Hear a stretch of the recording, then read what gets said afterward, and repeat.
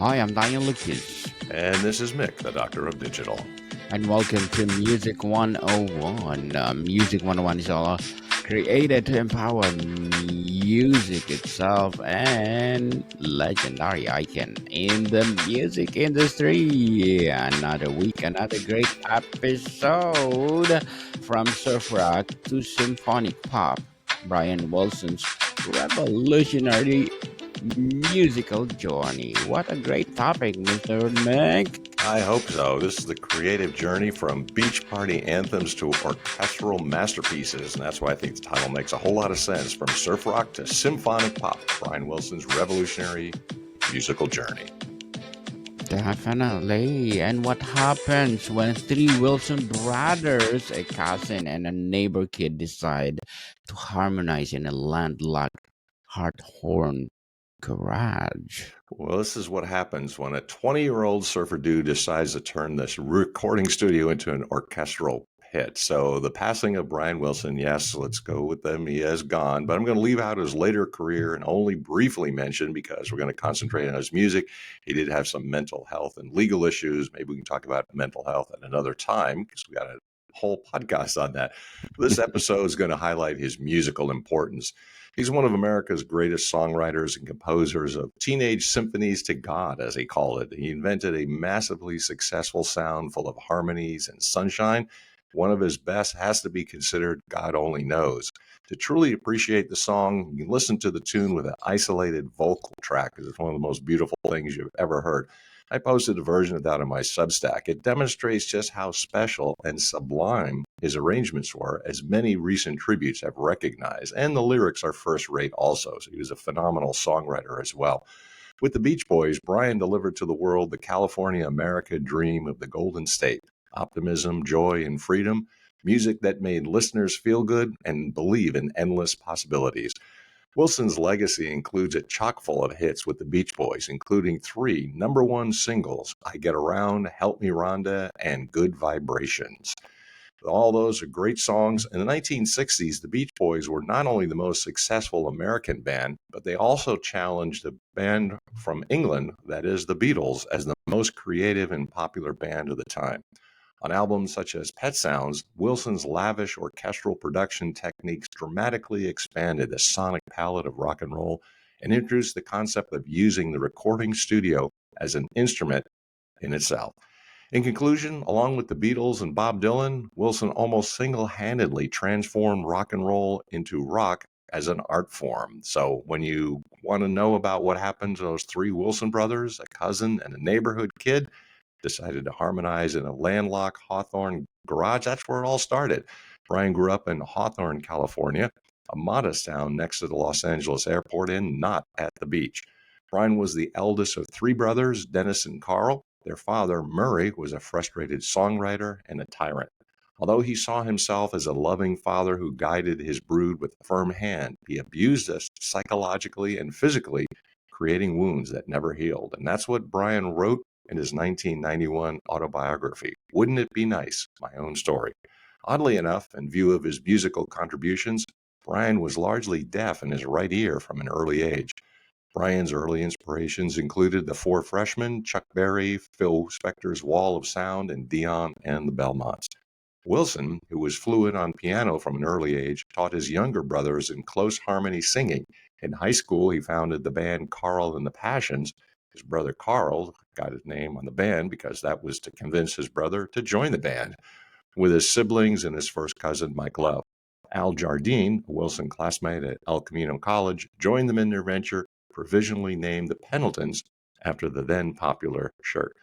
In 1961, unbeknownst to his parents who were out of town, Wilson and his bandmates scraped up a few $100s to record the demo of a new song written by Brian about surfboarding, a then current craze that brother Wilson and Dennis Wilson had embraced.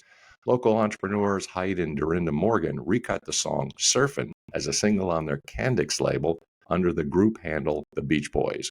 Though it rose no higher than 75 nationally, the tune became a radio hit in Los Angeles and gave the young band a commercial toehold. In 1962, the Beach Boys were signed to Capitol Records on the strength of a new demos, including the new surf anthem, Surfin' Safari.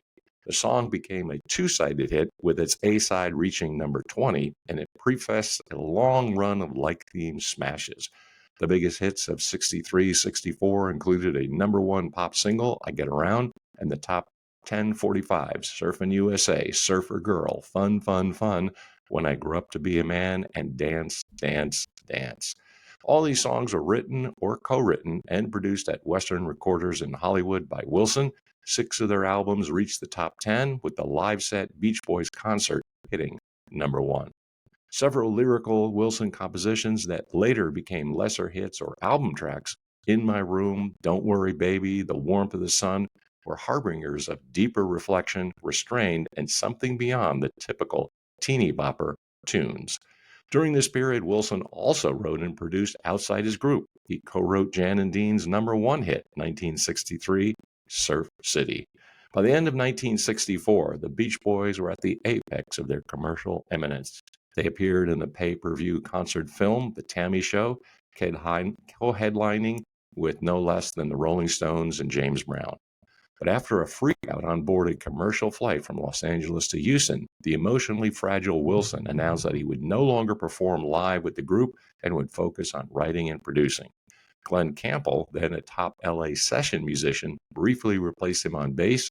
He was succeeded in the lineup by Bruce Johnston, who became a long-term member of the band. Wilson grew up a music fanatic, and he taught his brothers to harmonize with him. Music was his life, stating, "When I tuned the world out, I was able to tune into a mysterious, God-given music. It was my gift, and it allowed me to interpret and understand emotions I couldn't articulate." In 1961, the brothers formed a band with their cousin, and they signed as Capitol Records as the Beach Boys. They started to roll out hits like a car factory assembly line, along the way writing numerous car songs.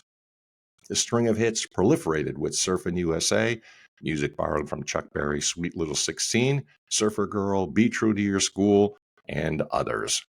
With all that, Be True to Your School was quite successful commercially, peaking at number 6 on Billboard's Hot 100 chart on December 15, 1963, spending 12 weeks on the chart. It was the Beach Boys' third top 10 record for 1963. What makes Be True to Your School particularly notable is that there are two versions of the song, the album version and the single version, which added cheerleader yells by the girl group The Honeys in between verses. This was an innovative production choice that helped give the song its distinctive school spirit sound. The song was released as a double-A side single back with In My Room, and both tracks were successful. While Be True to Your School hit number 6, In My Room peaked at number 23. The song captured the American high school experience and school pride that was central to the Beach Boys' early appeal, fitting perfectly with their surf and youth culture image of the early 1960s. The key for Brian Wilson's compositions was immediately catchy jingles for the California teenage lifestyle, surfboards, hamburger stands, pep rallies. But on the B side of the Golden State Dreams was an undercurrent flip side of melancholy. It sneaks in the lyrics. The lonesome, In My Room, for example, and sometimes it was expressed non-verbally, the Beach Boys' achingly beautiful multi-part harmonies. From 1962 to 1966, the Beach Boys totaled 10 top 10 hits and 7 more top 40 chart entries for Capitol Records, most of them written or co-written and produced by Wilson. In conclusion, it was a period of exuberant Southern California lifestyle with the beach, cars, and cheerful hits with a hint of sadness. Mr. Mick, which Beach Boys songs are about cars and some are even about putting you behind the wheel of a real right? Yeah, there's a number of Beach Boys car songs that mention a specific car. Benjamin Hunting from Haggerty Magazine, the car outlet, notes the importance of cars in the Beach Boys songs, and cars are an important connection to rock music. On this podcast, we even done entire episodes on car songs alone. The Beach Boys immediately come to mind as having been at the forefront of the 1960s hot rod fad. The band created and built their image around American muscle and combining surfing with cruising. The Beach Boys' love of car culture peaked with 1963's Little Deuce Coupe, a sun-drenched California lifestyle that would focus almost exclusively on the automobile. Oddly enough, the Beach Boys didn't surf, and the boys weren't really all that much into cars either, despite all the songs about the beach and cars. They did have a bunch of friends who were passionate about hot rods, including a DJ named Roger Christian, who had befriended Brian Wilson and convinced him to use his lyrics and tap into the drag racing craze sweeping the West Coast. Christian is responsible for the words to Little Deuce Coupe. The title, of course, refers to a 32 Ford with its flathead mill that will walk a Thunderbird like she's standing still. A favorite among hot rod builders to this day, it was saying something in the early 60s to claim that your 32 could do 140 with the top end floored. The gearheads were thrilled since not long after they released Shutdown Volume 2 with In the Parking Lot, This Car of Mine, which never actually lets us know what Brian Wilson's ride is, the instrumental Shutdown Part 2, Custom Machine, No Go Showboat, Car Crazy Cutie, Cherry Cherry Coupe, and A Young Man is Gone references the accidental death of James Dean in a Porsche, although they don't mention the car by name. Gary Usher was another car buff and a popular rock producer. Usher helped pen several hits, including the unforgettable 409 from 1962. Car nerds love this track, which highlights a four-speed, dual-quad, positraction 409, kicking butt on the street and the strip.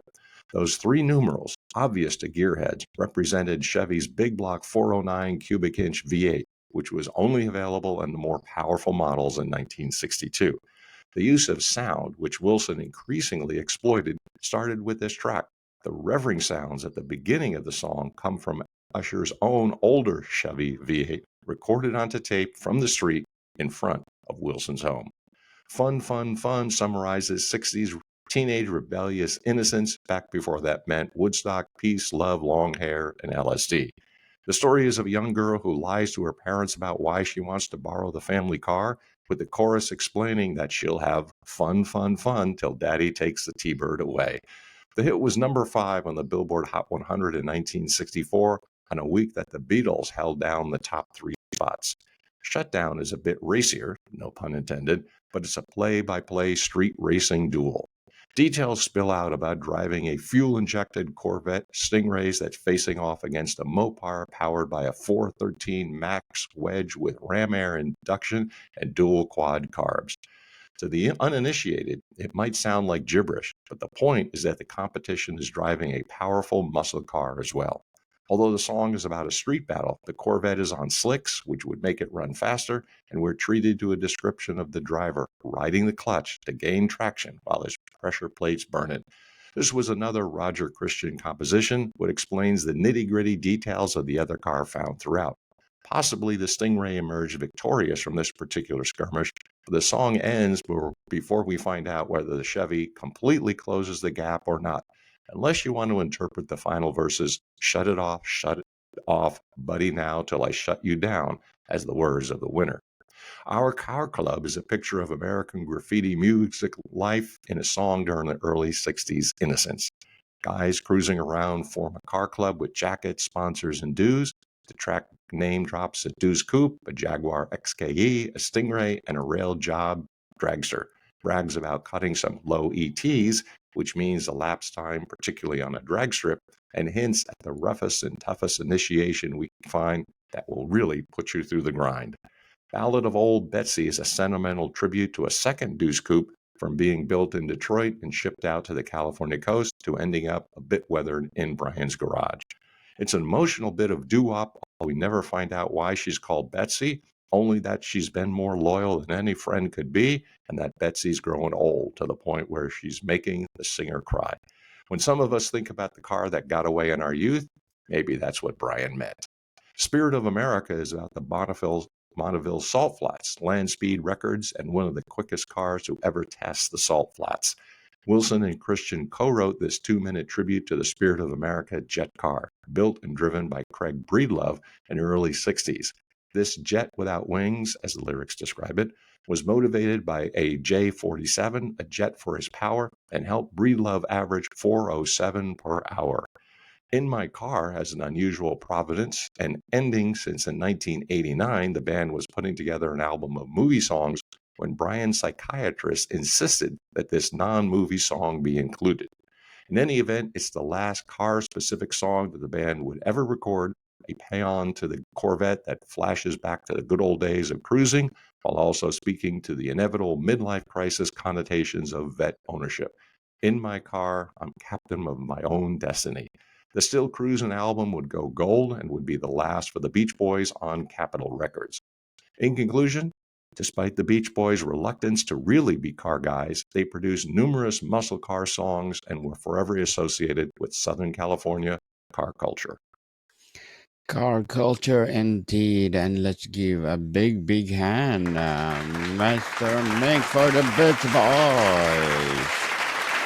And what happens when a perfectionist genius decides he'd rather be alone in a studio than on a stage with screaming fans? Well, Wilson sought to get more out of his songwriting hit-making ability and experimented with new sounds in the studio, like the chunky surf guitar and falsetto lead on I Get Around.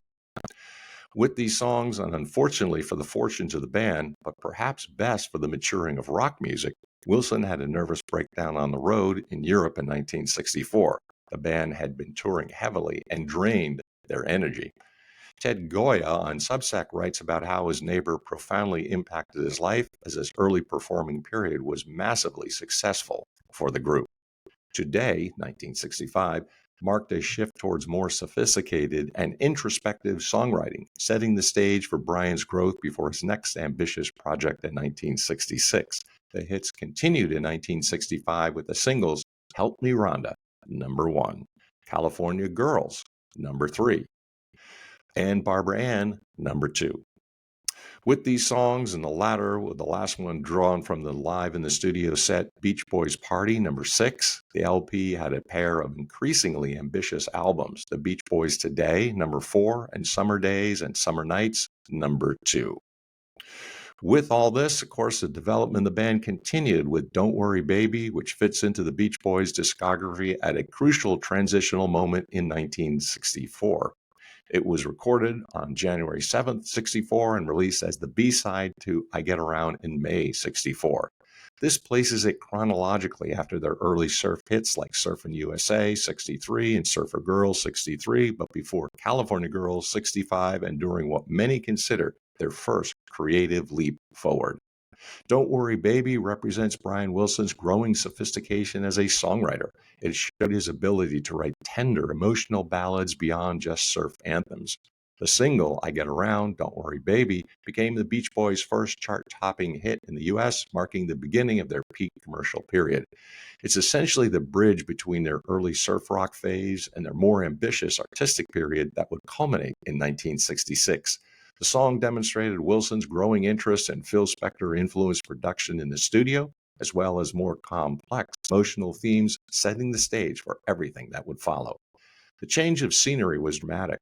Brian decided while the other Beach Boys toured the world, he would remain home, work on material in the studio, and create new sounds. When the band returned to California, they would stop in and lay down their tracks for Brian to orchestrate. A song issued as Brian Wilson's first solo single in early 66 served as the first step forward from the album that most critics view as the Beach Boys' creative pinnacle. Though it fared no better than number 32 on the charts, Caroline No was the first released effort from Pet Sounds, a powerfully affecting, intensely personal song cycle written with lyricist Tony Asher and meticulously crafted in the studio by Wilson and the same Wrecking Crew studio pros employed on many singles by his idol, producer Phil Spector. The results included gorgeous singles such as California Girls and the immortal 1966 album Pet Sounds. California Girls peaked at number 3 on the Billboard Hot 100 chart at the end of August 65, just below the Beatles' Help and Bob Dylan's Like a Rolling Stone. In the UK, it peaked at number 26. It was quite a successful single, representing the Beach Boys' continued commercial success based on Brian's creative transition from touring to studio-focused work. Pet Sounds, which regularly ranks at or near the top of the best albums ever made, Rolling Stone named it number 2 on its list of the 500 greatest albums of all time, was inspired by the Beatles' innovative work on Rubber Soul. The LP inspired the Fab Four to new heights of experimentation on Sgt. Pepper's Lonely Hearts Club Band. Pet Paul McCartney applauded Pet Sounds as a masterpiece, giving it particular credit for its creative bass playing, something that Paul himself, as a bass player, knows well. When Pet Sounds was released in May 1966, American audiences didn't quite know what to make of it. It peaked at number 10 on the Billboard chart and quickly slipped away. Many fans and critics found it too strange, too introspective, too far removed from the Beach Boys' early surf hits, but in Britain, it was a different story entirely. The album reached number 2 on the UK albums chart, stayed in the top 20 for over 30 weeks, and was immediately embraced by British critics, fans, and musicians. McCartney has called the aching God Only Knows his favorite song of all time. God Only Knows placed number 11 on Rolling Stone's list of the 500 greatest songs of all time.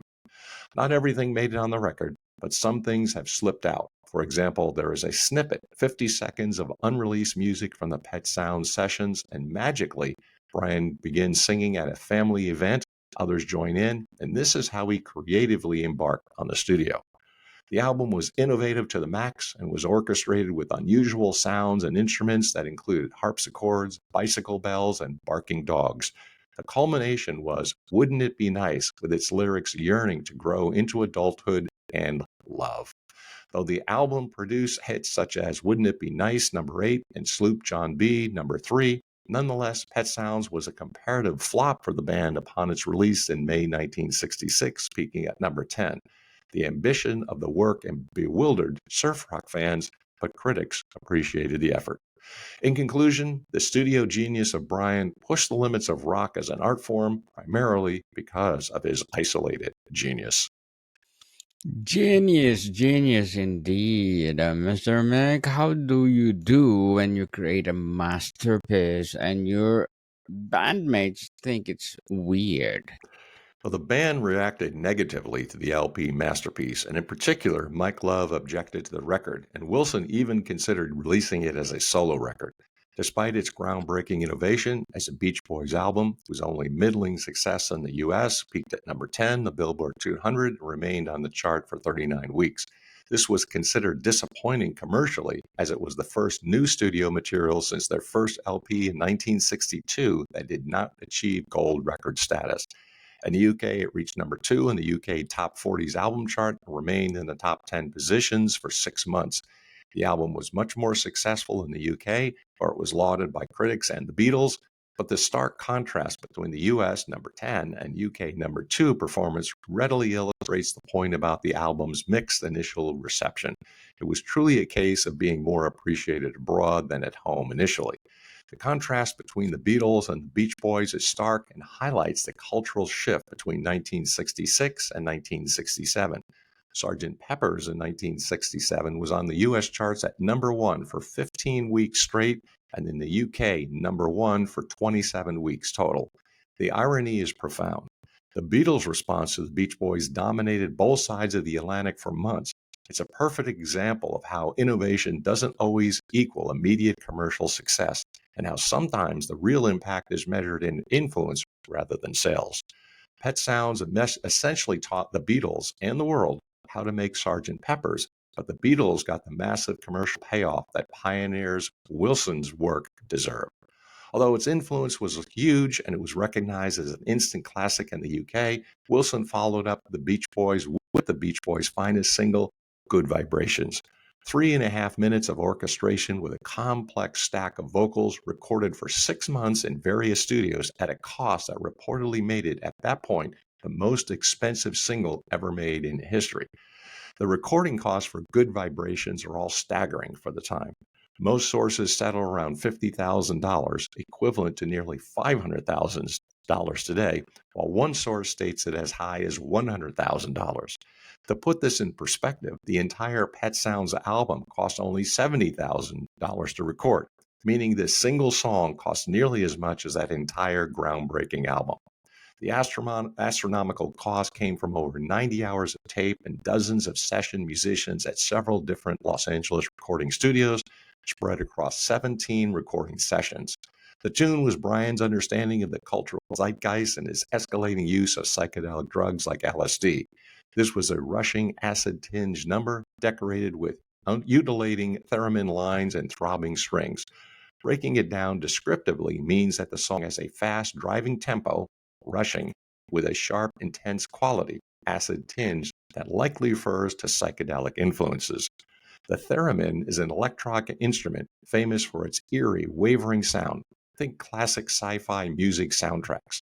Ululating means making a wavering, howling sound, like a whale that rises and falls. So the song features these ghostly, fluctuating theremin melodies woven throughout. The string section, likely orchestral strings or synthesized string sounds, has a pulsing rhythmic quality that creates a sense of intensity and forward momentum. Overall, this paints a picture of an energetic, somewhat psychedelic or experimental piece of music with driving rhythms, ethereal electronic elements, and dramatic orchestration. The song is entrancingly both exciting and slightly unsettling, the kind of music that might appear in a thriller soundtrack or progressive rock album. Unlike anything then current on Top 40 radio, it climbed number one in late 1966. Brian was so out of touch, though, in so many ways, and he writes about it on Pet Sounds in I Just Wasn't Made for These Times, a song in that album. In conclusion, Wilson's perfectionist approach, melancholy, and experimental studio techniques created a masterpiece at a price and personal cost that was unprecedented for a pop single in 1966. What happens when you try to top good vibrations and accidentally set the world on fire, Mr. Meg? Wilson, the studio maestro, returned with the ambition to outdo himself with a solo LP entitled Smile, which he told friends would be a teenage symphony to God. It was conceived as a musical journey across America from east to west, beginning at Plymouth Rock and ending in Hawaii, traversing some of the great themes of modern American history and culture. The original failure to complete Smile has been attributed to several factors: internal resistance toward the project, legal battles with Capitol Records, technical difficulties with recording, Carl Wilson's draft battle, and Brian's escalating drug use, mental health issues, and creative dissatisfaction with the project. While recording Mrs. O'Leary's Cow, a piece of the Elements suite about fire, Wilson handed out plastic firemen's helmets to the orchestra and actually lit a fire in the studio to inspire them. When Brian found out that a building near the studio had burned down, he thought he had caused the fire through his music, freaked out, and locked the tapes in a vault. Smile's legend has only increased in the decades since it was abandoned.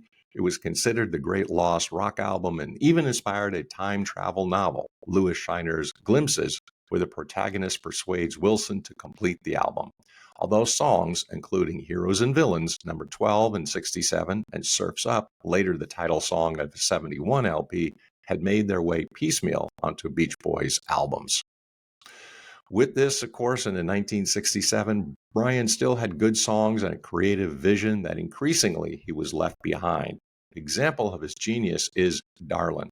The late 60s are an under-celebrated time in Wilson's creative oeuvre, but no doubt an effort of his declining mental health. But there are many rich songs to dig into, particularly the soulful R&B Motown-esque harmonies.